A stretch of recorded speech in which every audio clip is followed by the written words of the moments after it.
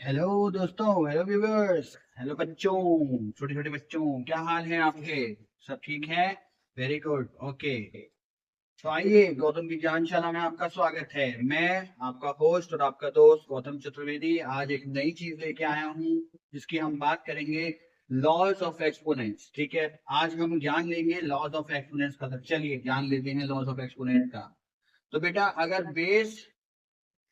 Base same है और power different है, अगर बेस सेम है और पावर डिफरेंट है और वो डिवाइड के साइन में है, डिवाइड हो रहा है, तो इस केस में क्या हो जाएगा? पहले आप बेस लिखेंगे और जो पावर है उन दोनों को आप माइनस कर देंगे। तो सपोज करिए जैसे 2 की पावर 2 है डिवाइड बाय 2 की पावर 1, तो हम कैसे लिखेंगे? पहले बेस लिख देंगे और फिर जो उसका एक्सपोनेंट है उसको दोनों को माइनस कर देंगे, तो हमारे पास आंसर आ जाएगा। ठीक है।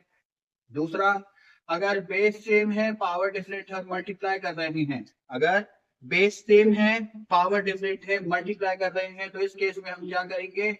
बेस लिखेंगे पहले और पावर को कर देंगे ऐड। इसका मतलब अगर 2 की पावर 2 है मल्टीप्लाई बाय 2 की पावर 1, तो हम क्या करेंगे? 2 की पावर 2 प्लस 1 मतलब के 2 की पावर 3। इसका मतलब आंसर क्या आ जाएगा? 8। 2 इंटू 2 इंटू 2 इक्वल्स टू 8। ये मैंने बेस और पावर वाला एक वीडियो में और भी बताया था, वो भी आप देख सकते हैं। ठीक है। अगर हमारे पास आंसर ऐसे आ रहा है, एक्सपोनेंट बेस की पावर जीरो, बेस की पावर जीरो, तो ऑटोमेटिकली किसमें आ जाएगा? वो ऑटोमेटिकली बन जाएगा 1।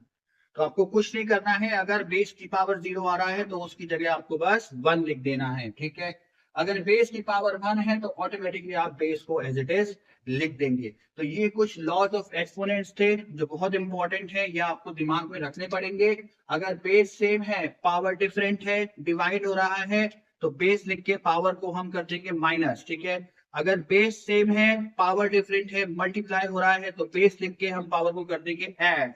और अगर एक्सपोनेंट की अगर बेस की पावर जीरो आ रही है तो उसमें हम सीधे लिख देंगे 1। कुछ नहीं छेड़ना छाड़ना, सीधे क्या लिख देना है? 1। ठीक है। अगर बेस की पावर 1 है तो आपको ऑटोमेटिकली क्या लिख देना है? वो बेस आपको दोबारा से लिख देना है। ठीक है। तो ये लॉज ऑफ एक्सपोनेंट्स थे जो आज हमने करे। इस पे कुछ हम सवाल आप प्रैक्टिस करिएगा। ठीक है।